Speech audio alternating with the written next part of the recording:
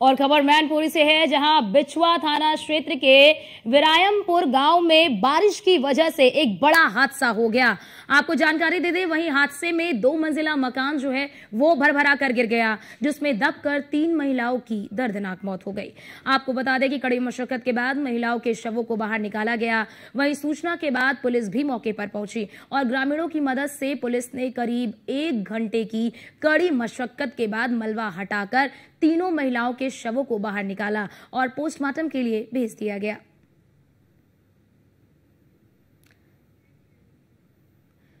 और हमारे साथ हमारे संवाददाता अभिषेक जैन मैनपुरी से जुड़ चुके हैं। अभिषेक, ये घटना कैसे हुई और जब ये घटना घटी तो उस वक्त कितने लोग वहां पर मौजूद थे और कितने लोगों को रेस्क्यू किया जा चुका है?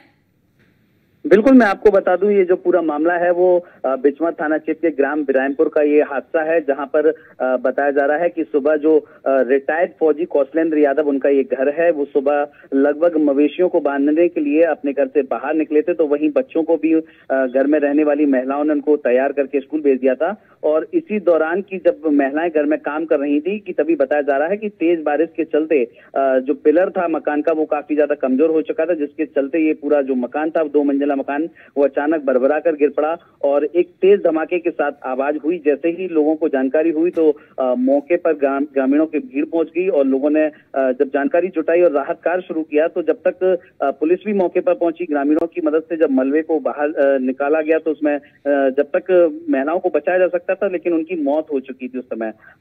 मौके पर तमाम आला अधिकारी मौके पर पहुंचते हैं, राहत कार्य शुरू कराया जाता है।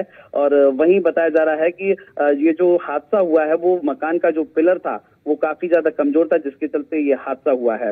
हालांकि इस समय पूरे गांव में कोहराम मचा हुआ है। तो वहीं पुलिस ने तीनों जो महिलाएं थी उनके शवों को कब्जे में लेकर पोस्टमार्टम के लिए भेज दिया है। जी अभिषेक, क्या मलबे को पूरी तरीके से हटा लिया गया है? बड़ा सवाल यहाँ पर यह भी कि अगर मकान की जो अवस्था है, अगर वो जर्जर अवस्था में मकान जा रही है, तो यहाँ पर मकान जो मालिक है उसकी भी जिम्मेदारी बनती है कि मकान का जो है मरम्मत उसे कराया जाए। कहीं ना कहीं बड़ी घटनाएं होने से टल सकता है।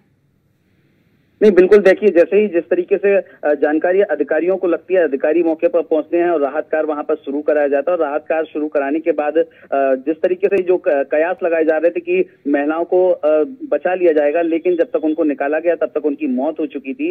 वहीं जिस तरीके से जो लगातार काफी समय से देखा जा रहा था कि जो मकान था वो पक्का मकान था, लेकिन इसका जो पिलर था वो काफी समय से कमजोर हो चुका था, जिसके चलते ये हादसा हुआ है। कहीं ना कहीं इसमें मकान मालिक को भी ये देखना चाहिए था कि अगर कमजोरी है तो उसमें कहीं ना कहीं उसके लिए कोई बचाव करना चाहिए था, ताकि ये एक बड़ा हादसा ना हो सके। सबसे बड़ी बात ये भी रही कि घर में कुछ बच्चे भी थे जो पढ़ने जाते थे, लेकिन गनीमत ये रही कि वो बच्चे कुछ ही समय पहले स्कूल गए थे, निकल चुके थे, वरना ये एक और बड़ा हादसा हो जाता। जी, बहुत शुक्रिया आपका अभिषेक, हमारे साथ जुड़ने के लिए, महत्वपूर्ण जानकारी साझा करने के लिए।